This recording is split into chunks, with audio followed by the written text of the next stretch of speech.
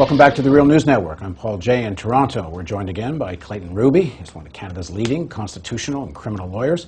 He's defending Charlie Veitch, who was charged under the Public Works Protection Act at the Toronto G20. Thanks for joining us. So in the first segment of the interview, we described the problem. Now let's talk about what can people do. Effectively, what happened at G20 is the police have said to the people of Toronto that if a few windows are broken and a police car gets torched, many people think dubious circumstances, but whatever. And even if that didn't happen, they've created the precedent for simply saying we can arrest people that are protesting that we don't like. So what can we do about that? How do you enforce the charter? Can I get permission to leave now? I've told you the problem. That was the easy part. The rest of it is really problematic. Two things, legally. Two lawyers have brought a class action which would result in very large damages, or larger damages, and relative economy of scale if they could bring it. But our rules on class actions in Canada and Ontario are very limiting, and I'm not satisfied that that's going to succeed. You recall that the Briax case, all those people who bought Briax stock that turned out to be valueless, were not certified as a class action because they each bought through different brokers. Now, just for viewers that don't know, and a majority of our viewers are actually American, Briax was a Canadian mine that there was a sort of a scam about how the stock was sold. Huge losses, billions of dollars in losses. In fact, there was never any gold there at all. But minor differences in each case can destroy your right to bring a class action, and our class actions are much more restrictive than American class actions. So that's very tough. They're trying it, but it's very tough. You can't bring an injunction because an injunction prohibits future action, and we have no idea they're going to do it again. So you can't do that. You might try a judgment, a declaratory judgment, which declares the laws between two parties, but there's a real risk that all this will be declared moot, i.e. no longer a live issue, it's over. Any individual who wants to raise the constitutional issues in their trials can raise them. Good luck. Not going to have any effect if a single judge in a single trial come to some opinion. So there's really not much hope through the law. You'd hope that government would get smarter about this, but they seem thrilled with the budget increase that comes so suddenly and without much effort. You would hope that someone in a police force somewhere, some enlightened officer, would say, we're approaching this the wrong way. We're looking on it as a method of crowd control.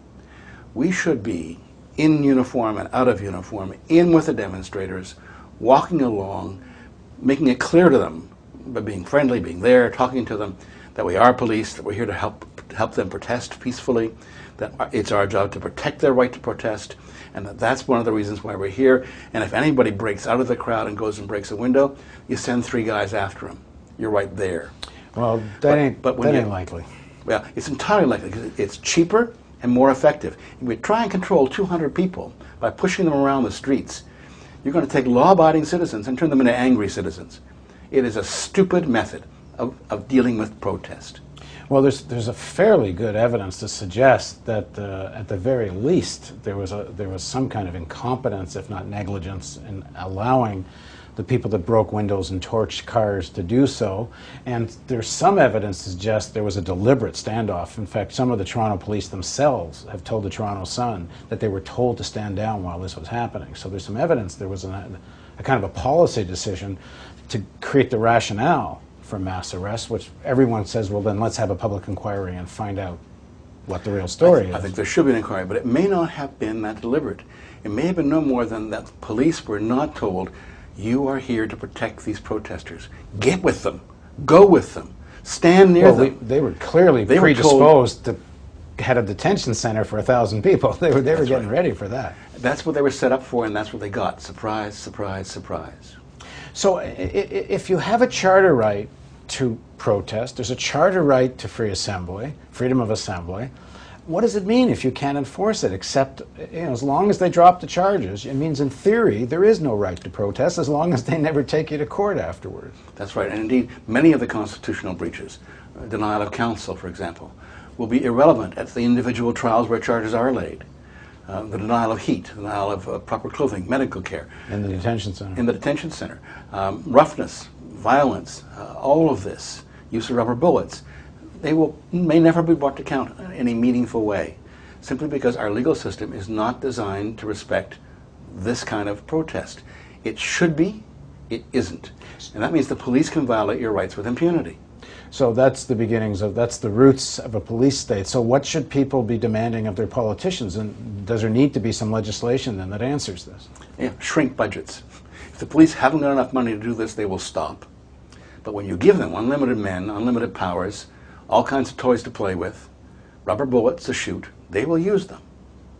But does there also not need to be some legislative framework to assert a charter right against the arbitrary actions of the state? We have that. We just don't have anyone that will work. And I have trouble imagining one that will work. Theoretically, there's a police complaint bureau. It's supposed to be independent. It is a waste of breath to go near it. In decades, we haven't gotten any satisfactory response from any single complaint. It's a waste. So it's fake. Government set it up so that it's fake. You're supposed to have the impression there's a body there to protect your rights, but in fact there is nothing. And they like it that way. What do you make of the various inquiries? There's the Police Services Board is going to appoint someone to do a review. At the Ontario level, there's an Ontario police review that's taking place. Do any of these inquiries? The Ontario Police Review is intra-government. It's the government investigating itself. Useless. Total waste of time. No independent powers, nothing. It'll be a whitewash. The Board of Police Commissioners investigation is a little more interesting, but they too have no powers to investigate, no powers to compel testimony, no subpoena power, and indeed they seem to be primarily preoccupied with the question of what was the chain of command and why wasn't there a proper chain of command. Those are interesting issues, but they're really quite minor compared to the major destruction of civil liberties entailed in this operation. And no one wants to look at that. A royal commission is needed. Mr. McGuinty could establish one. Mr. Harper could establish one. Neither one will. Because they're both implicated. You bet. Thanks very much for joining us. My pleasure. And thank you for joining us on the Real News Network.